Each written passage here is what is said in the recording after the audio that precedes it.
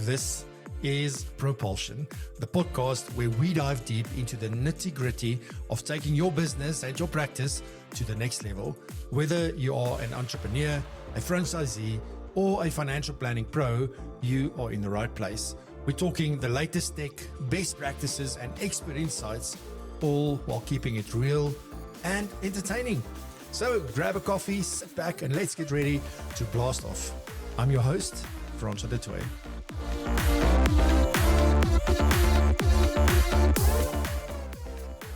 So I've heard many people these days say that everything happens downstream from lead generation. So, if you don't have a pipeline, then for many people that is a problem. Specifically, obviously, if you're early on in building your business or your practice, it makes it difficult. If you have one client and then when you're done with that one client, you've got to go find, now you're looking for another client, and then we help that client, and then there's no more clients, and then we go look for a client, and then we help that client. So it's the start, stop all the time. So what you ideally want to do is have a pipeline of clients. Now, depending on where you are in your journey, you might be very well in a mature practice, and obviously then referrals and advocacy is probably the two biggest ones that are still bringing you business. Plus, you are in the fortunate position to be able to say, do I want more clients, yes or no? And you can also be a lot more picky with the types of clients that you want to work with.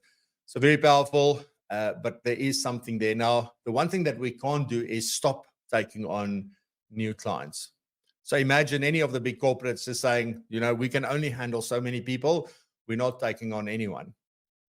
The reality is that clients fall off, clients cancel, clients pass away, clients move. So there's always this need to bring in new and fresh clients. And also, as your expertise evolve and as your business grows, you are able to add more and more value to different kinds of people. So you might want to evolve your business into a different market, or even stay in the same market, but work in a different sector or segment in that specific market because you understand that specific segment. So lead generation is really, really important. And the traditional ways of that we've done this, obviously, is the good old cold calling. And a while back, I still stand by this, that cold calling is dead. Doesn't mean it's dead. But cold calling is definitely something, if I see somebody phoning, I don't know the number, and specifically if it's an 087 number, I just don't answer. So if anybody is listening from all of these short-term insurance companies, please stop calling me. I'm not going to answer. So for me, that's a big reason why, because we're able to screen these calls. We know beforehand who's calling. And the fact that when you say no, thank you, you can be very polite and very kind and say no, thank you, then why not? Or no, but let me just, they don't take no for an answer. So hence, we start avoiding them. So cold calling, there will still be wins in there. But the numbers, I think if you were to compare the number of cold calls you need to make today to get yeses and to get good yeses, is much higher than what it was 10 years ago. So for me, it's definitely a declining thing. And also just remember, it's not just financial advisors calling or just you that's calling. There are plenty of financial advisors calling. And then we have all these direct-to-consumer businesses that's phoning. And we have all sorts of weird and wonderful things where people are phoning to sell a lot of stuff, right? And they've got these big call centers, and that's all they do. So because of that, we are starting to take less and less of those calls. And that's why I'm saying that cold calling, I believe, it's at least dying at the very least. Now, there's many different other ways, because, Francois, how else do I get clients? And I did upset a few people when I said that the other day. And that's perfectly fine, because that's my job, is to upset people and to make them think. I don't want to keep them upset, but we definitely want to make sure that they start thinking about this. So if I think about this, I want to start off with just talking a little bit about one-to-one strategy. So this is where it's trying to find one client at a time, right? That's what I mean with one-to-one strategies. And the biggest one of those is definitely cold calling. So this is where you have somebody's details. They have not given you permission to phone them. In South Africa, you must say, but with Poppy and with all of these other things, how are you able to do that? Well, you can contact them once. If they then say they're not interested, you can't contact them again. Again, short-term insurance companies, you must listen. But it is really a personal call to say, look, this is Francois. I'm phoning from X, Y, and Z, and I'm really interested to find out if you're in the market for X, or whether you have recently reviewed, whatever. Whatever your approach is, or maybe I just want to share with you what it is that we do, and maybe if there's a need, we can maybe have a further discussion. However you approach this, right? I'm not here to teach you how to do cold calling. I want to talk about the concept of cold calling. But if you do cold calling well, you will research, because there's cold calling and then there's cold calling. So cold calling, when you just have a list of names and numbers and you start phoning them, I think you're going to have less success. If you've done research and you can have a conversation to that person that's personalized to them and their situation. Now, the question will always be is, how did you get hold of this information? That's the big question that you must be able to answer. But if you have that, the cold call becomes so much more effective and so much more powerful. So cold calling is definitely still one of the ways that we do this, but you make one phone call at a time, or you maybe have 1 or 2 or 3 people that make these calls on your behalf, but it's one phone call at a time. So that's there. Then obviously networking. Networking for me, I might be going to events. I might be part of social media groups. I might be doing this on LinkedIn, wherever, building relationships. It's still one person at a time. And it does take a lot of time. But I can use for networking in person and online strategies for this. So I think this is really powerful, but it does take time, because if I meet you at an event, I'm going to have a 5 or a 10-minute conversation with you, which takes time, which is pretty much the same as cold calling. So how many people can I meet during the breaks? How much time can I spend in a day to try and network with people online? So it's a very time-consuming sort of approach. And again, if I talk to 10 people or 100 people, only a small percentage of those will go to the next step. You've always heard that people are saying that this is a numbers game. And it's true. However, I believe that we can seriously change that. And I'll share some strategies for that. The other sort of one-to-one strategy is obviously referrals. If you create a system to encourage clients to give you referrals, and that's a big difference. We're going to talk about advocacy a little bit later, but typically referrals. Yesterday, I was presenting to a group of advisors in Cape Town. And again, some of them said we only do business through referrals.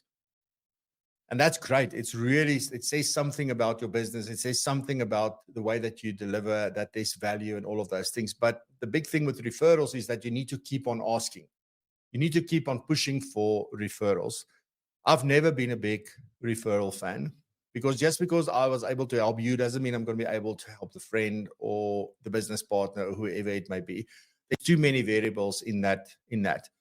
Although overall, people refer people such as themselves usually, which does give it a bigger chance of success. But referrals is definitely one of the things that one can do that, but you need to manage it. And sometimes, I don't know. I think when we talk about referrals, we're talking about you send somebody to me, and the only way that I repay is to say thank you. But there's also other referral systems that one can put in place, where there's maybe also sharing in fees or finder fees or things like that. There's a professional relationship. So you can either ask your clients to give you referrals, or you can partner up with a strategic partner that serves the same type of clients that you work with. And then in that sense, you can also put in some referral arrangement between the two of you, and they could be a commercial part to that as well. So those are the 3 one-to-one strategies. Nothing new there, right? These are things that it blows my mind when I look at or I have conversations with people, or you sit in sessions where people share things like this. And it's like, this doesn't work for me. That doesn't work for me. That doesn't work for me. But other people have built successful businesses using exactly those strategies. But for some reason, it's not going to work for me. For some reason, it's not going to work for my clients. That I managed to find that one niche in the world that nothing works for. It's like, I've got to figure out what the thing is. We haven't found it yet, but I've got to think about it. Instead of saying, well, okay, so, cold calling for me, that's how I started in this business. I'm comfortable to do it. I'm actually good at it. I'm going to do that a lot. And maybe for some of you, you don't end up in a corner with a coffee like me. You like to actually go and talk to people at a networking event or at an event and just connect with them. But there's a few things that's important there. And then also the referral thing. So these one-to-one strategies are not new. The only thing that I would probably add to that is just sort of that I mentioned on a networking briefly, is that you could do this online as well. So you can use something like LinkedIn for example, to build a network and to connect with people, to learn a lot about them, because people make a lot of information available on LinkedIn about themselves. So think about the cold calling thing, where you can use almost combine networking and cold calling in a sense to do that. So think about how you can also blend some of these strategies and make it work for you. So those are the one-to-one strategies. Just lastly, cold calling, networking, and referrals. But then I want to get to my favorites, which is one-to-many. And why one-to-many is so powerful, or why I love it so much, is because of an experience that I had in 2016. So 2016, I'm coming back from PE, presented some training there. And the night before I come back, I get this call to say, Francois, tomorrow morning when you land at OR Tambo, we are going to pick you up in an Uber. And I'm like, what is an Uber? We're going to pick you up in an Uber and we're going to drop you at a company that's right next to the airport. And you need to go and present about these people's pension funds and also their retirement options, etc. And I said, yeah, no problem. So they sent me the stuff. I looked at it the morning before, got there, did two presentations. One presentation was to a group that was further than 5 years from retirement. And there was another group that were within, or that was within 5 years of retirement. So it was pretty much the same session. The only difference is that for the group that were close to retirement, we also focused on the retirement income options, which is something I still do today to help people make that decision. So it's really important that, you tailor your messages. We'll get to that. Anyway, so I did this presentation. I'm there. The advisor from the company is also there. And he's just sitting there next to me, and I'm doing all the talking, explaining, answering questions and stuff. And in this group of people, there were quite a few executives from this business. It was quite a big business. And three of them came to me afterwards to say, Francois, I'm retiring in 3 years. I'm retiring in 3 months. I'm retiring next year. And I don't have anybody who's looking at my stuff. I don't know what to do. Can I talk to you about this? And I'm like, sorry, I'm only here as a facilitator, but there's Mr. Advisor, so they can help you.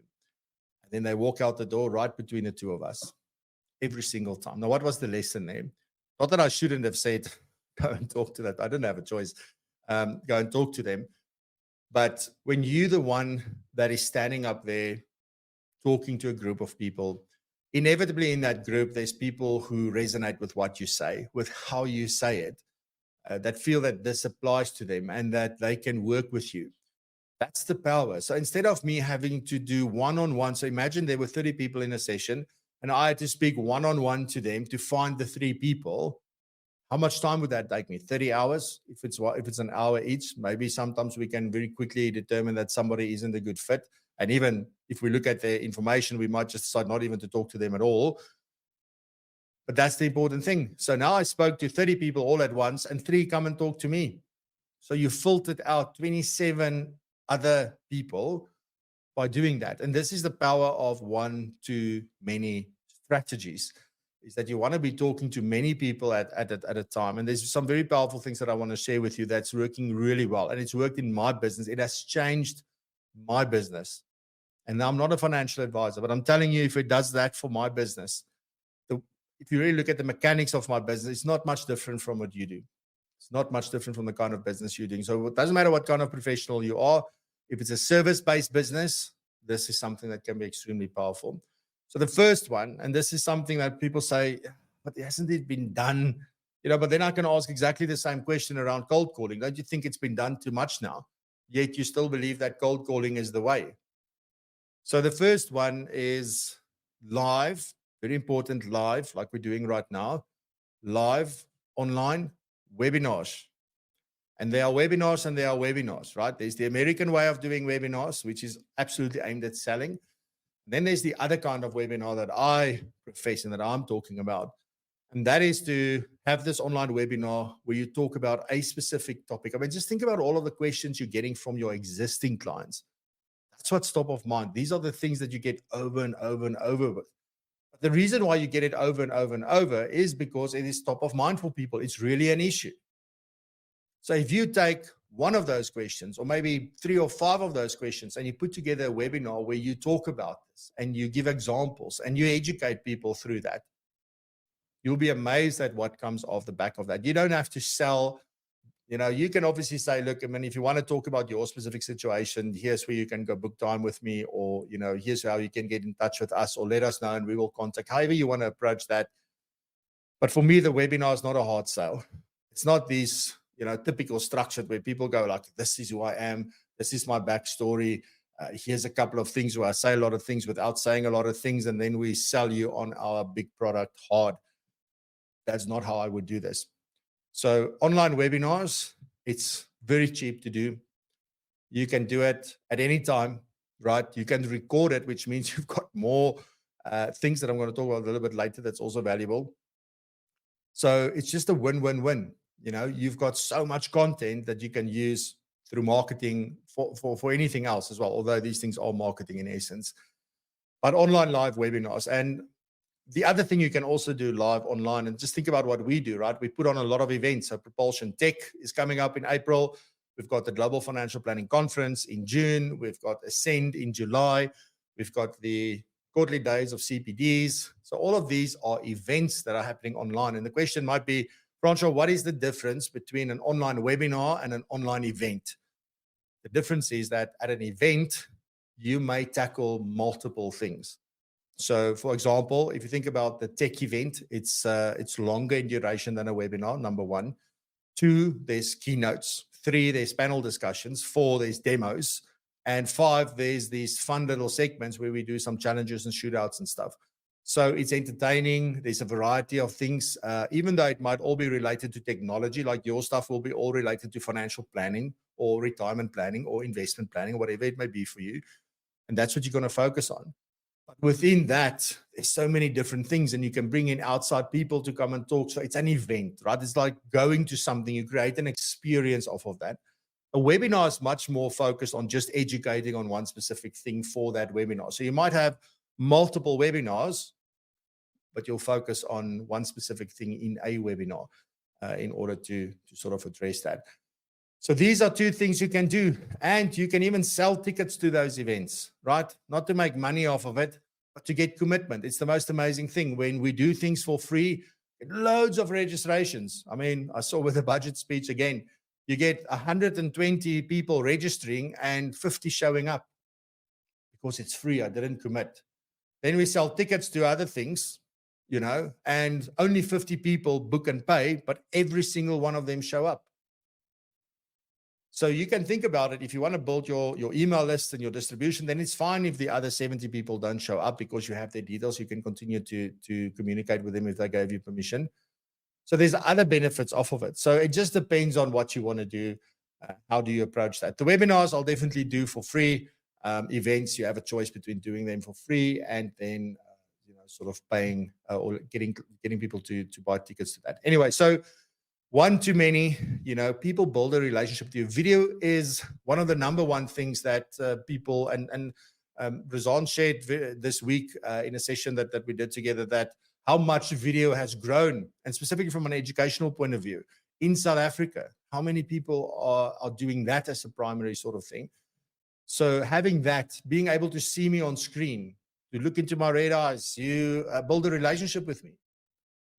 That's the amazing thing. Yesterday, again, people were hugging me and saying hello, and it's not about me, but it's they feel like they know me so well, and it's humbling because lots of people can see me. I can't see anybody. I can only see my camera. So it's really, really powerful what this kind of stuff does from that point. The third one, for one too many, which is something, if you're not doing it, you should definitely consider doing it. And a lot of these things I'll actually start off doing for my existing clients and not necessarily just new clients, because the one thing that we believe is that, we've done all the business in the world with our clients and therefore they're not going to do more business. I know. The problem is that we haven't given them new information. We haven't asked different questions. We haven't shown them new things. And therefore, they don't know that they have a problem. We don't know that there's opportunity to help them. And then we start chasing other people. So the other reason why we'd want to start off with existing clients is because you already have a relationship with them. It's a lot less daunting and scary to do a webinar for your existing clients than it is for people that you don't know at all, because there's lots of things involved in these things. But the third thing that if you're not doing this, is you have to have a podcast. I think podcasts are phenomenally powerful. This show is what saved my business. And I wasn't intentional about anything around that. It was that one thing that I did just simply because I didn't know what the hell else to do. But that's the power of this. It's got nothing to do with Francois, but it was lockdown and everybody was available to watch. Only Terence Tobin showed up on day one. We still had to get the word out. We still had to be consistent. We still had to do all of those things in order to build a bit of an audience. But the power of this, and you never know how far these things reach. Yesterday, somebody was saying to me, I was saying, oh, hello, I'm Francois. I says, you don't have to tell me who you are, Propulsion. And I'm like, holy shit. Sorry for that. That's the power. These are things that work for you when you don't. It's things that doesn't stop when you do. And what can you do in these podcasts? Well, one, you can talk about, again, questions that you get from clients. You can do the same thing that you do in webinars, maybe in a shorter form. You can have guests. Like 75% of the top podcasts in the world get guests. I mean, I just look at the feedback for this show, for example. People are asking me or saying oh, you're great and whatever, but it's better when you have guests. Like I get that feedback. So that's why we've got a variety of things that we're doing. Because I still have a message that I want to get out. I want people to know what I think and the opinions that I have and sort of the way that I view the world. But then we bring in guests to talk about that and get their views on it, which is then more valuable. And all of this you can do and a podcast doesn't have to be half an hour or 2 hours or anything like that. It can be 10 minutes. It can be 5 minutes. It's like there's no limit. It can be as long as it needs to be, but it's very simple to do. And it's really cheap to run a podcast.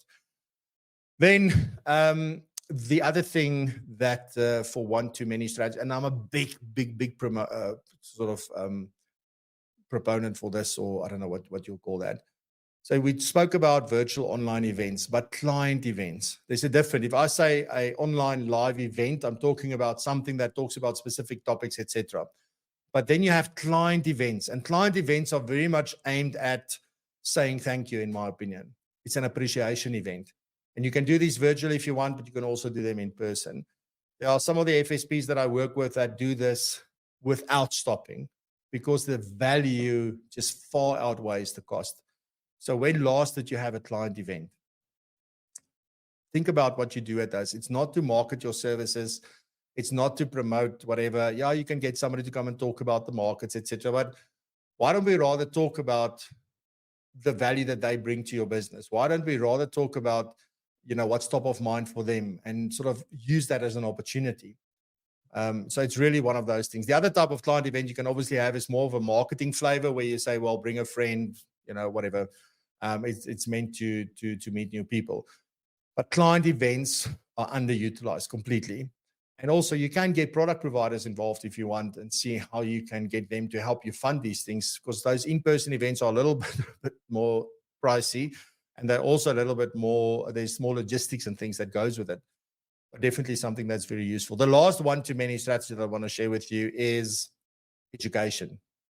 Do you have educational content available? Whether it's short little bits that you can send via WhatsApp, or whether you have your own LMS, or maybe you just make these things available for free on a YouTube channel or on your website, wherever.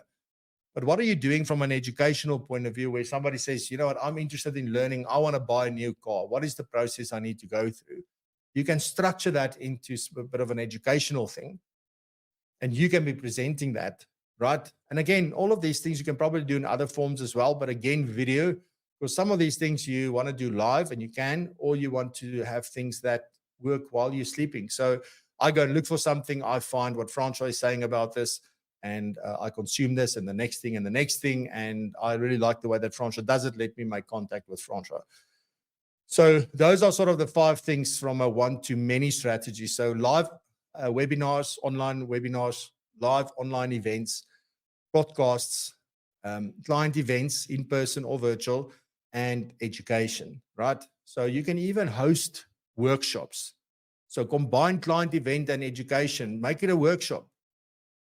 It's very, very powerful. I experienced that last week with a group of top advisors, again in Cape Town. And I found myself a lot in Cape Town the last 2 weeks. We did a workshop. I didn't present to them. They're at the top of their game. But all we did is we took them through a process to think about their business, to look at certain strategies, to start building new strategies, to say, well, we've been doing it very successfully this way. How can we bring a couple of things in and maybe take a couple of things out to tweak it? So I don't have to redesign it. I just have to tweak it. There's so much power. I mean, the conversations that happened in that room was absolutely incredible. We should be doing the same for our clients. Then some advocacy strategies. So advocacy for me is much more powerful than referrals. Advocacy is all about people going out and telling other people about how amazing your business is without you asking them. However, we have to teach them how to do that. And we want to make sure that we show up consistently when they do tell others about us. And for me, the biggest way to sort of do this is obviously client experience. It's something you've got to spend a lot of time on, and making sure you're creating a great experience. Because when you're at a bride, somebody says, oh, we want to go and do something for fun. What are the things that you share with your clients? It'll be, or with your friends. It will be the things that really excited you. It's something where you had an experience, something that made you feel something good. You want to say, you had to go and do that. It was absolutely amazing. Now, you want people to do exactly that when they say, you know what, I've been having a tough time with my advisor, or, this year I've got to get in control of my money, or whatever they say, at an event or at a get together. People go like, hey, you have to talk to Chris. Like, this is why, and they know exactly what to say. That's the important part. So you want to turn existing clients. So you've got to do this with existing clients. Referrals you can get from people you've just helped for the first time and you don't know them well. But advocates has to be existing clients because there's a relationship, there's trust, there's experience, there's proof. So all of those things are important. So think about how you do that. The other one is write an ebook. It doesn't have to be 150 pages or 300 pages or something like that. And I say ebook specifically, not because ebooks are cool, but because it's free and cheap to do. So just write down, now just think about this. You do that ebook, or you do the webinar, or you do the events, or you do any of those things, you already have the content. You just need to put it into a document that you can then make available. And you can give these things away for free. There's a lot of value in this. Daniel Priestley talks a lot about it. Doesn't even matter if they read the book or not. They value the fact that they got a book, right? So obviously First Prize would be able to print these things and give them a physical copy. But at the end of the day, it's that. So start off with something small, something simple that you can maybe write something about. Maybe it's 10, 15, 20 pages. It doesn't have to be that much. And then you make it available and do the next one. Tomorrow you put all of that into one book, and then you have it's just endless. But books create advocacy as well. And books work when you don't even know where those books land up and who sees them. So it's really, really powerful. The last advocacy strategy, again, goes back to all the things that we can do in one-to-many strategies. Once we've done them, specifically the online stuff, we have digital assets. What is an asset? An asset is something that works for you even when you don't. So how do we use all of this? Think about all our 248 episodes here on Propulsion Live. Think about all of the training content we've done in Propulsion. Think about all of these things. They keep on working and adding value to people. And I don't have to do it again because it's there. If I choose to do it again, I choose to do it again. But it's there, right? So those are the three things that you can do. There's many other things. But one, look at your existing clients. How are we sort of equipping and enabling them to be advocates for us? Think about writing an ebook or a book. Doesn't have to be an ebook. And then create digital assets that can work for you, that you can have out in the world from that point. 2 bonus strategies. I've already spoken about some of these. The first one is speaking. Are you getting up in front of groups to go and speak? Doesn't matter where, doesn't matter who, just do it. Just get out there. Yesterday, somebody in the session said, you know what, don't even care about who you're talking to. But if you can get up and talk to groups of people, you never know what happens with that.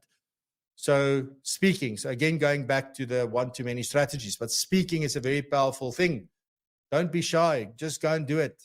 The other thing is getting on radio. It's easier than you think it is. I spoke to Nduduzi Letuli. He was on radio a lot.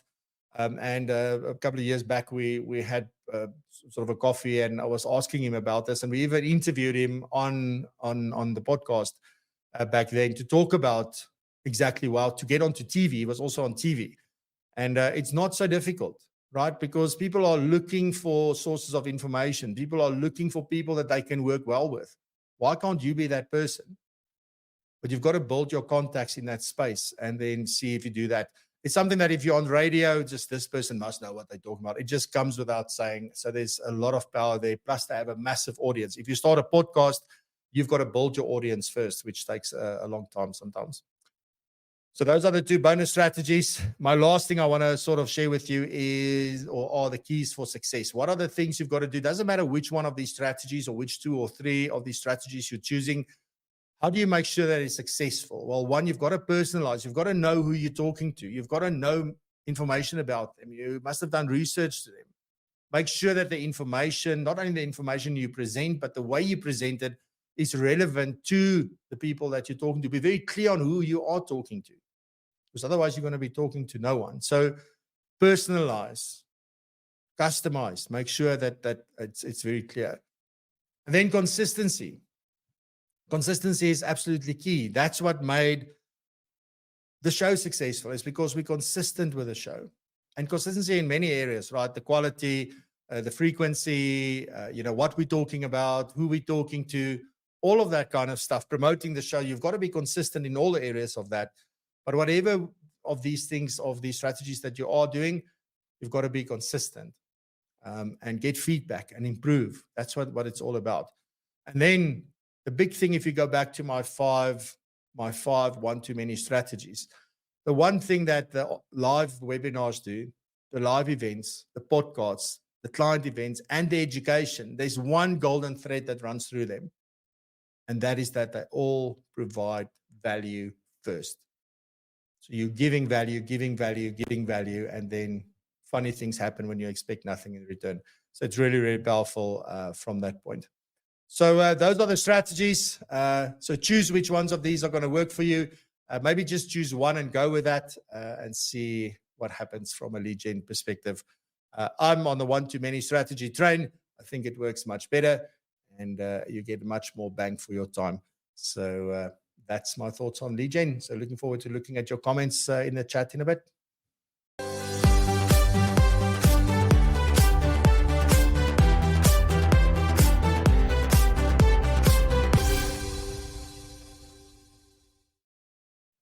I like this question from Vivian saying that, sorry, I know we're a little bit over time, but Vivian's asking, how can you incorporate entertainment into your content? That very much depends on your personality. Oops, moved up there, sorry. So it depends very much on how comfortable you are doing that, but you could, depending on the topic, you could decide to make it funny. I mean, think about what Capital Legacy did with their Wills ads and how that has won awards, because they made a story out of it, but they also made it funny at the same time, because as humans, we like to laugh at ourselves most of the time. So as long as you're generic and you're not getting into one, you can characterize somebody, but you can't say, my client Francois, you can't do that, but you can absolutely do that. So it just depends on, how do you turn these things into stories? So instead of saying, like, this is how tax works, turn it into a story. And then turn it into a funny story if you can. And that's the way that you can make it entertaining. There's a lot of stuff that goes with that as well. But I would say that's my thing. Righty. So thank you very much, ladies and gentlemen. We'll be back next week. Same time, same. I hope, because next week I am moving. So I honestly hope that my fiber is installed. It is set to be installed before I get that side. But we'll be back next week, same time, same place. Doesn't matter what happened. Have a fantastic weekend. Thank you very much for joining us, and stay safe, be blessed, and prosper. Continue to raise the bar and go get your Propulsion Tech tickets. I will see you next week. Thank you so much. Love you. Bye-bye. All right, folks, that's the wrap for this episode of Propulsion. I hope you got as much out of this as I did. Remember to tune in every Friday at 8 a.m. South African time for our live show called Propulsion Live. You can find it at www.propulsion.co.za /live. And trust me, You don't want to miss it. If you enjoyed this episode of the podcast, hit that subscribe button or the follow button and share it with your friends, colleagues, and anyone else who you think would get something out of it. Thanks for tuning in, and I'll catch you in the next one.